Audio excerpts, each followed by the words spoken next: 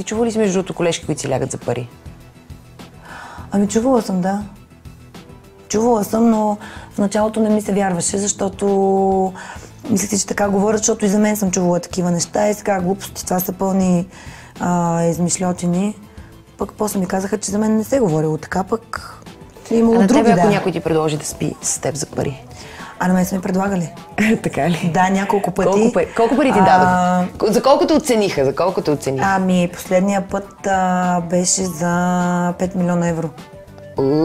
Да, и аз казах, че той няма толкова пари, че да може да си ме купи.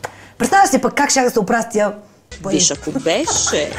Колко ви плащат мъжете, за да бъдат с... Ами, достатъчно. Но недостатъчно за нормален молив за вежди. Като, например... Не си личи? Личат си само веждите ти. И то много. Ами няма да кажа колко. Значи... За всеки различно, по някой път съм на промоция. Очевидно и веждите ти са правени на промоция. Какво означава на промоция? Вие им плащат. Да, или аз плащам, да, що не? Това не е ли обидно за вас? Абсолютно не. Защо? Значи си признавате, че предлагате секс услуги и така. Да, защо не? Това не е ли твърде срам? Не, изобщо не ме е срам. Не и от веждите и не я е срам, ти искаш от друго. Значи една фолк певица си признава, че всъщност е и проститутка, така ли? Не една фолк певица си признава, а една проститутка си прави реклама. Така просто. Не съм проститутка. Ако бях проститутка, щях да съм... Малко по-симпатична. Току-що това казахте. Не, казах, че няма нищо лошо да се прави секс за пари.